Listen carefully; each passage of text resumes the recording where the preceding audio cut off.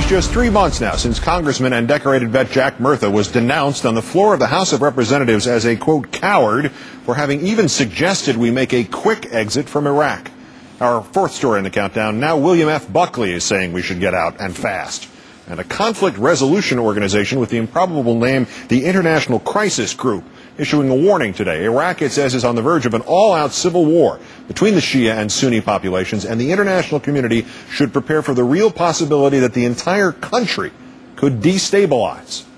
As MSNBC's chief Washington correspondent Nora O'Donnell reports now, not only is this perceived as a failure of policy, but also as a failure of an entire doctrine. And one of those who sees it that way is the virtual creator of that doctrine.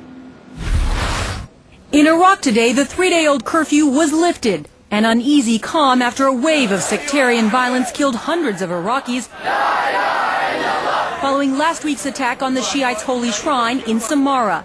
Now Iraq is teetering on the brink of civil war, and the reason is a failure of neoconservatism, says Francis Fukuyama. It was an overestimation, I think, of the importance of American power in bringing about the, democracy in general. What's stunning is that Fukuyama is one of the leading architects of neoconservatism. But 3 years after the invasion, he now says it was misused in Iraq.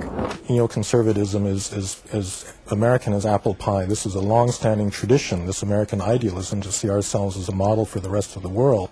So what's wrong? The problem really was the over-militarization of the means. I think we've spread democracy through political influence, through the example that we set, through funding. In his new book, Fukuyama says the Bush Doctrine, launching preemptive wars to defend America, is now in shambles. How have your friends, other neoconservatives, reacted to you speaking out? I suspect a lot of people are sharpening their knives as we speak. He says his apostasy comes from growing frustration, a failure of planning, a need for realism. First, Vice President Cheney claiming the U.S. would be greeted as liberators. They expected to be down to 25,000 troops by the end of the first summer after active combat was over. Another example, a leaked National Intelligence Council assessment from July 2004 that warned Iraq would achieve tenuous stability in the next 18 months, or worst case, could dissolve into civil war. Back then, the president dismissed the study. And they were just guessing as to what the conditions might be like. But even as some criticized the president, Mr. Bush today told the nation's governors gathered in Washington his strategy for spreading democracy will work. The freedom agenda is a powerful part of our country's desire to lay the foundation for peace, and it's making a difference.